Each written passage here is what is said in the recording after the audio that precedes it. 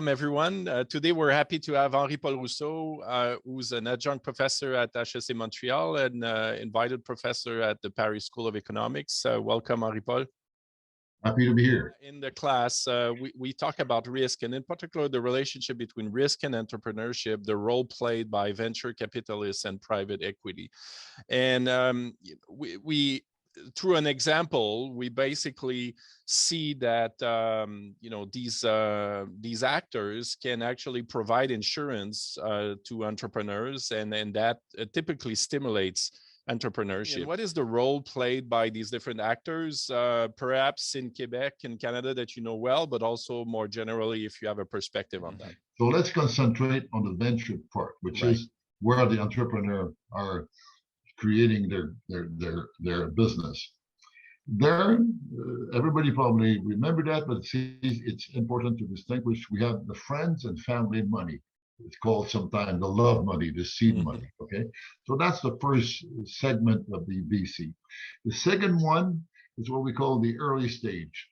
The early stage, well, the VC is the size of that is about a round of $1 million, and the value is around 5 million. It's small money. Right. When it comes to the early stage, we talk about a little bit more, and it's coming from either very rich people or VC funds that are specialized in early.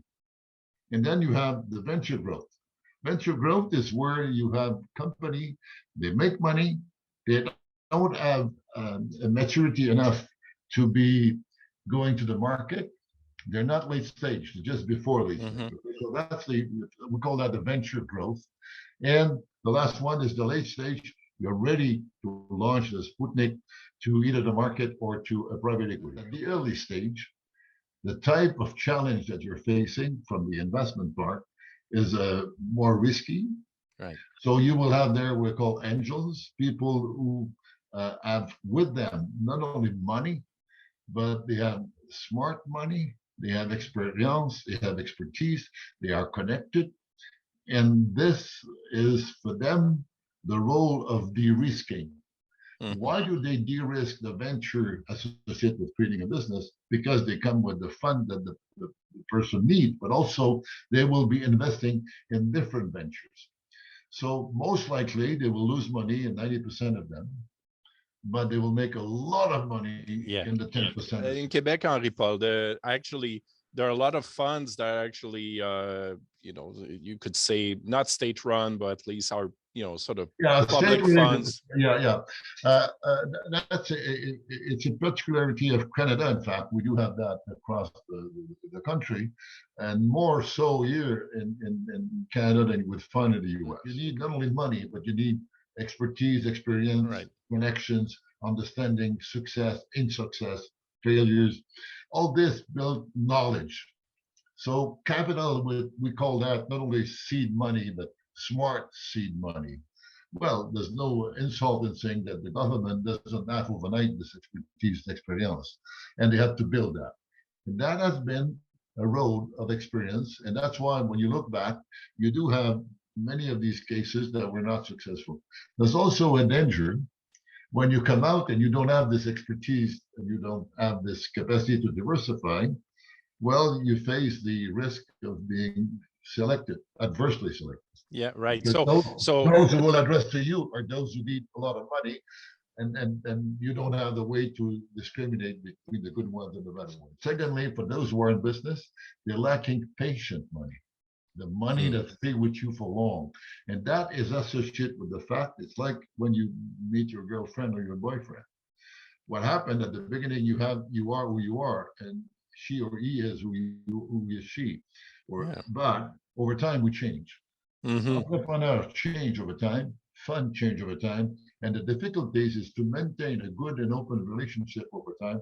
And that's the other danger, that you are good fit at the beginning, but 5 years later, or maybe 3 months later, whatever, there's something happening, and the unions and the relationship, the partnership doesn't work. So, Henri-Paul, you come from academia at first, right?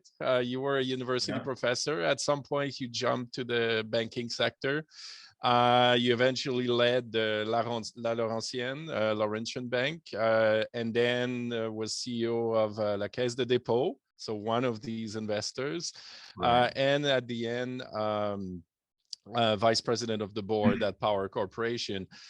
What in your training as an economist, was there, certain characteristics of that training or certain elements that were useful to you throughout your career that you can tell students about? I would say that be trained as an economist, uh, it gives you a reflex, a natural reaction of creating a doubt in your mind when something happened is presented to you. You see, you don't take as given a statement of either your clients or a supplier or your employees because you want to know what's beyond it. Okay, so spending 50 years in the academics and being trained and go through the academic world of publication, research, and all that stuff has given me one thing, which is when you see something, what's beyond it. Okay, Mm-hmm. not that people are false with you or they're not transparent. It's just because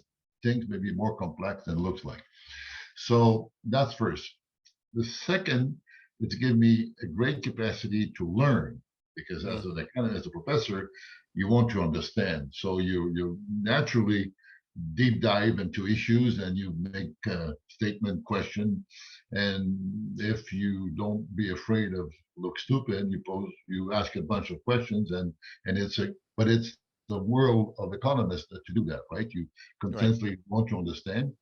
So, and on the other side, being a professor, you've been able to explain complex things and drive people to the point. So these two things were for me the best school.